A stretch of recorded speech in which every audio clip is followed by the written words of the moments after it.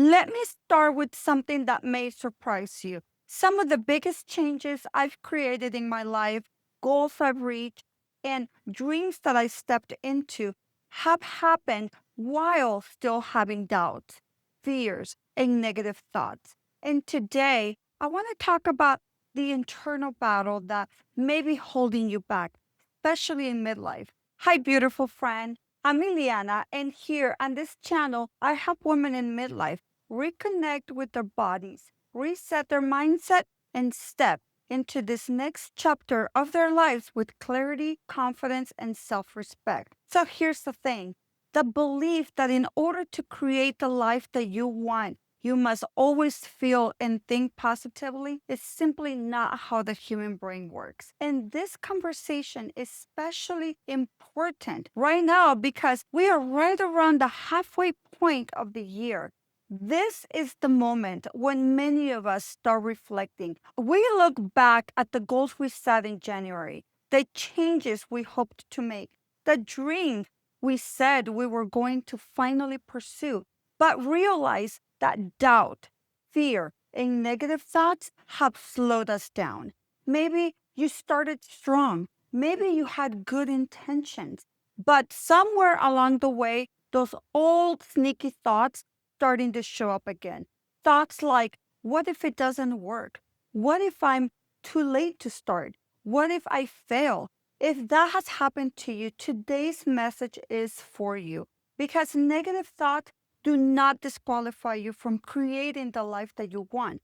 So, in this video, I want to walk you through three important things. First, the cycle many of us fall into when we try to force ourselves to think positively all the time, and why that often backfires. Second, what neuroscience actually tells us about negative thoughts and how your brain is wired in a way that can quietly work against you if you don't understand it. And finally, the simple shift that allows you to keep moving forward with your goal, even when doubt, fear, or uncertainty show up. Because if you've ever found yourself thinking, maybe I'm not doing this mindset work right, maybe something is wrong with the way I'm thinking, I want you to pause and hear this clearly. There's nothing wrong with you. You are human, and your brain is actually programmed for survival, not for confidence, not for growth, and not for long term goals, which means that it is naturally wired to focus on risk, doubt, and what could go wrong. And understanding this could be exactly what helps you move forward with your goal for the rest of this year. Let me describe a cycle that many people experience when they start pursuing a goal, the cycle of negative thinking and how our brain is wired. So maybe you decide you want to improve your health. Maybe you want to start a business. Maybe you want to reinvent your life in midlife. At first, you feel excited, motivated, inspired. You begin to imagine the life that you want. But then a thought appears in your mind. What if this doesn't work? What if I fail? What if people judge me or make fun of me? And I know this because this has been me. And suddenly, the excitement starts to fade. For many years, when those thoughts appeared in my mind, I believed something had gone wrong because everywhere online, I kept hearing the same message. Just think positive. So when negative thoughts showed up, I would get frustrated with myself. I would try to replace them with positive thinking. But the more I fought those thoughts, the stronger they seemed to become. And what often followed was something psychologists call cognitive spiral. I would step away from the goal, distract myself, compare myself from others, and eventually convince myself to stop trying for that day. Many people experience this exact cycle. But what I've discovered after immersing myself in personal development has helped me relax and not fight those negative thoughts. Here's the fascinating thing that research has shown. The human brain has something called the negativity bias. Psychologists explain that our brains are naturally wired to notice potential threats and negative possibilities more easily than positive ones. This wiring developed as a survival mechanism thousands of years ago. In other words, your brain is supposed to generate doubtful or negative thoughts sometimes. So trying to eliminate the negative thoughts entirely, it's not realistic. In fact, research in psychology shows that trying to suppress thoughts often make them stronger. A famous study from Harvard psychologist Daniel Wegner demonstrated this with something called the white bear effect. When participants were told not to think about a white bear, they ended up thinking about it even more. The same thing happens with negative thoughts. The problem is not the thought itself. The problem is the meaning that we are attaching to that thought. Let's say a thought appears. What if this doesn't work? That thought by itself is neutral, but many people immediately turn it into a personal story.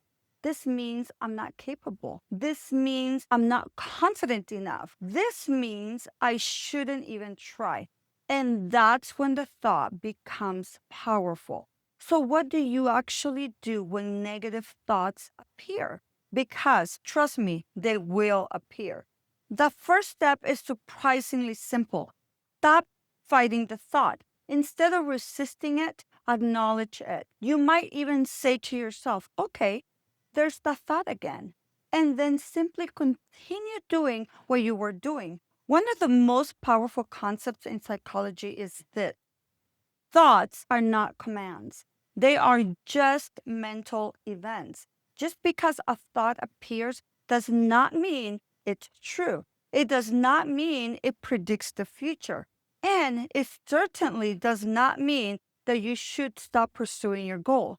Something else that research from acceptance and commitment theory shows is that when we learn to observe our thoughts rather than attach to them, they begin to lose their emotional grip on us. So when a thought like this appears, what if I fail? Instead of spiraling, you can respond with something simple. Maybe, but I'm still moving forward. Or even, thank you, mind, but I'm continuing anyway. Another powerful strategy is pattern interruption. Many negative thinking cycles are tied to our environment or habits. Maybe a thought appears and your automatic reaction is to pick up your phone and start scrolling, or distract yourself, or avoid the task entirely. But when you interrupt that pattern, something interesting happens. You regain control of the moment. That interruption might look like this: taking a walk, changing rooms, doing simple tasks, moving your body, stepping away from your phone. Research in behavioral psychology shows that changing your environment can break that mental loops and reset your emotional state. So instead of feeding the spiral, you shift your attention, and over time, those thoughts begin to lose their power. Sometimes, however, a thought keeps returning. When that happens, it can be helpful to gently reframe it. Instead of thinking, what if this doesn't work? You might say, I don't know how it will turn out yet, but I'm willing to find out. That small shift changes the emotional energy behind the thought. You're not pretending everything is perfect. You're simply choosing curiosity over fear. And that's often enough to keep moving forward. Let me leave you with this: creating a life that you want in midlife does not require a perfect mindset. It does not require eliminating every doubt. It simply requires your willingness to keep moving forward, even when your mind questions you.